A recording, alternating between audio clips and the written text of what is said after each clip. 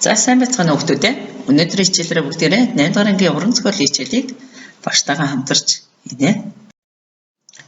За багш нь чи ойдвийн далан худалч жүжигийг сонгож авсан байгаа. Энэ жүжигийг бүгдээрээ уншиж ойлгоё. За хичээлийн маань зорилго жүжигийн зохиолд задлал хийж зохиолын өгүүлбэртгүүнийг тодорхойлж сурна. Энэ тулд дараах алхмуудыг хийнэ. Жүжигийн үзэгдлийг шинжилэн тайлбарлаж өгүүлбэртгүүнийг тодорхойлно. За сурах хүчгийн 112 дугаар хуудаснаас хэсэглэл дөрвийг уншицгаая. Балар их ой байна. Сингээг шуудуунд хийж өндөр модноос дүүжилжээ. Түүний зөвхөн толгой нь цухив. Дэрэгт нь галдан жалбуунаар байна. Галдан ингээд үхэхийн муугаар тарчилж өгөх муу хог. Жалбуу ингээд амар сайхандаа жаргаарай. Явцгаав. Баян ирэв. Нилээд согтуу яв. Баян энд хүн дуулаад байсан биш үү? Хаач тийм бэ? Сингэ тэнгэр газрын хоёрын хооронд мунч сайхан байна да. Баян юу гинэ? Та хаана вэ? Сингэ би энд байна да. Баян үгүй энэ чи хүний дуу гараад байх өөрөө хаана байгаа юм бэ? Сингэ таны дээр та тэнгэр ууд харвал намайг харна. Баян харж үгүй ер нь энэ чинь яаж маяглаж байгаа хүн бэ? Сингэ би маяглаагүй бие өмж байгаа хүн. Баян ийм эмнэлэг байдаг юм уу? Гэж үү нилээ. Та чин хин гэж вэ? Сингэ би битэг төдөв гэдэг байна. Сүүдэр саа өвчнөр олон жил өвдөж зовсон хүн юмсан. Эм дом, гүрэм ном олон зүйлээр аргалуулад өөр итгээгүй. Тэгээд энэ нэг бурхан хүн энэ хайрхан модонд ингэж дүүжлүүлвэл зүгээр болно гэсэн юм. Ашгүй зүгээр олчих шиг боллоо. Баян хүн бас сони юм да.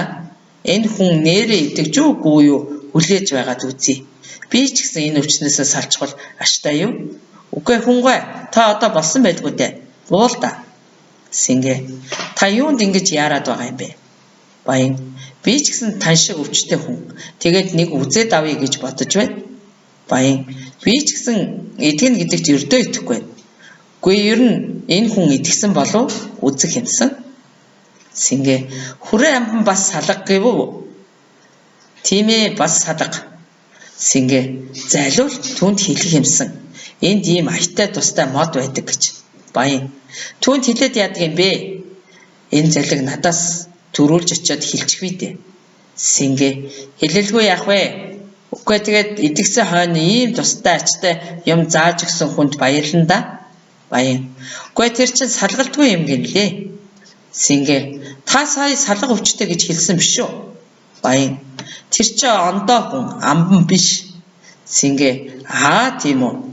Би бас сайхан болж байна да. Баян та одоо бас л болоогүй байна уу? Сингэ болоогүй л байна. Баян яа сууддсан бэ? Сингэ та юунд яарад байна уу те? Баян нэрэн яарад байна шүү. Сингэ за тэгвэл одоо намайг буулга. Баян буулгав. Сингэ нүүр амаа мурилгаж атралдуулаад танигдахгүй байна.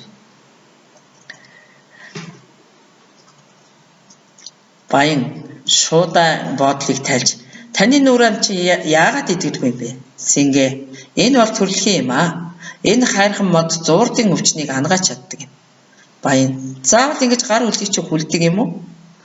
Сингэ тэгэлгүй яах вэ? Энэ хүлэг шуудаа цөм амьдстай. Баян бас хачи юм да. Шуудаанаас гаргав. Үгүй та чи хэн блэ? Нэг л үдсэн хүн шиг. Сингэ би битэг түндөв байна. Та намайг үдсэн байлгүй дээ. Баян муу залц далан худалч биш шүү чи. Сингэ хүний өнөргөө амтан чи яах гэж тэдэнд барьж өгдөг байсан юм бэ? Улам задна. Баян ёо болооч намайг зодхоо уйлдна. Тэр ноён амбан чинь өдрийн 3 хүнийг барьж өгчвэ. Энэ хүрээгээр дүүрэн шижигтэй боолууд байна гэж амар зэ өвзөлдөггүй юм. Сингэ тэр олон хүнийг хэлсээр задуулж алууссаны чинь өшөө би одоо авна да.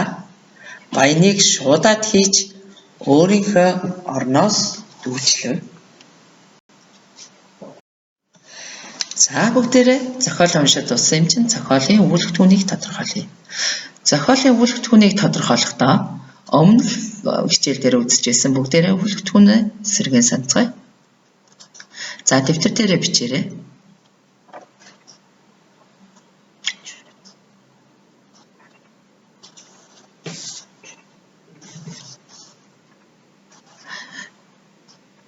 За зохиолын өгүүлбэртгүүнд эхлэл, зангилаа, өрнөл, туйл, тайл гэсэн хэсгүүд байдаг. За та нарын дэвтэр дээр бичсэнтэй таарч байна уу? Тулгаарай. За зохиолын үйл явцаа бүгдээрээ сэргээн санацгаая. За эхний хэсэгт бол сэнгийг модонд үүжилсэн байсан байдал байгаа. За энийг та нар зохиолын өгүүлбэртгүүний аль хэсэгт хамаарна гэж үзэж байна вэ? Дэвтэр дээрээ бичээрэй.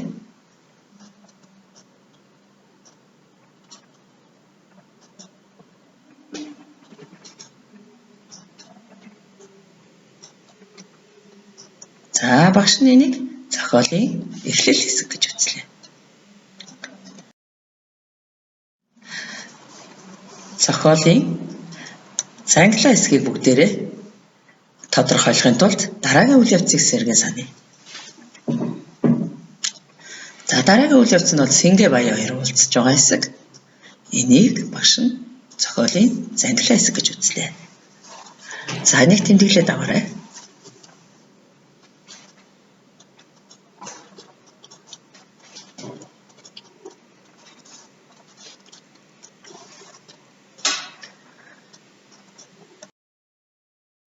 Дараагийн үйл явцыг сэнгээ баяныг урж байгаа хэсэг. За энэ хэсэг зохиолын аль хэсэгт хамаарагдах нь вэ? Дэвтэр дээрээ бичээрэй.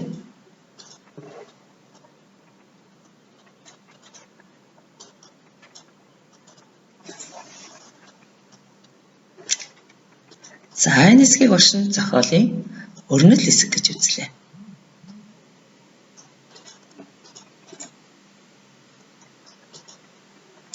За та нартай тохирч байвал тохироогүй зөрүүтэй байвал засаж бичиж аваарай.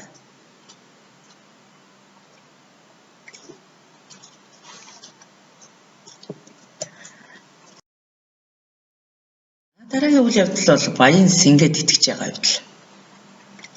За энэ зохиолын өгүүлбэртгүүний аль хэсэг вэ?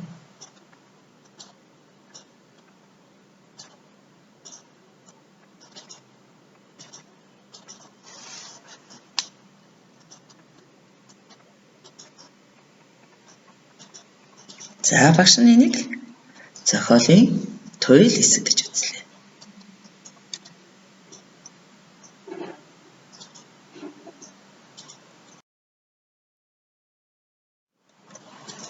За дараа нь баян модонд үйлчлэгдэж байгаа явдал.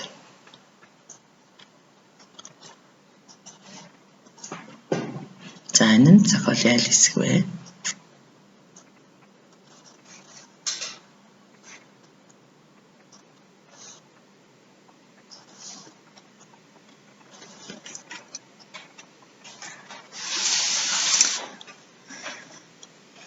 За энийг багш нь зохиолын тайлал гэж үзлээ.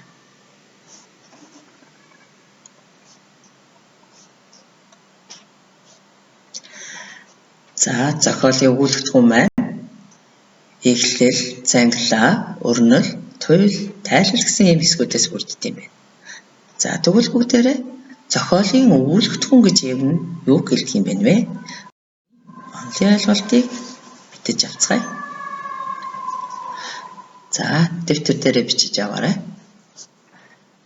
Зохиолын өгүүлбэртгүүн гэдэг нь зохиолд гарч байгаа хэв шинж, зан төрхийн үр, зохиолын баатруудын хоорондын харьцаа зөрчил, уран сайхны үйл хөдөлгөөний цогц юм аа.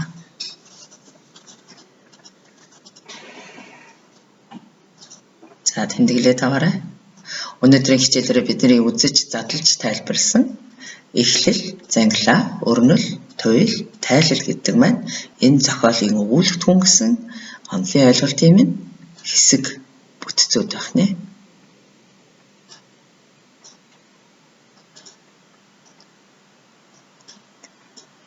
За өнөөдрийн хичээлээрээ бүгдээрээ ЧАД-ийн 70 худалчийн хоршин жүжиг болох задлал хийж түүний үүлэх түүний бүтцийг тодорхойлж сурлаа. За одоо бүгдээрээ гэрийн даалгавраа тэмдэглэж. За гэрийн даалгавартаа сая болов бид нар үзэгдэл дөрвийг задлан шинжилж үүлэх түүний бүтэц болох эхлэл, зангилаа, өрнөл, туйл, тайллыг тодорхойлсон. За тэгвэл гэрийн даалгавартаа үзэгдэл 3-ыг уншаад түүнийгээ задлан шинжилж түүний эхлэл, өрнөл, зангилаа, туйл, тайллыг тодорхойлох. За даалгавраа тэмдэглээд аваарай.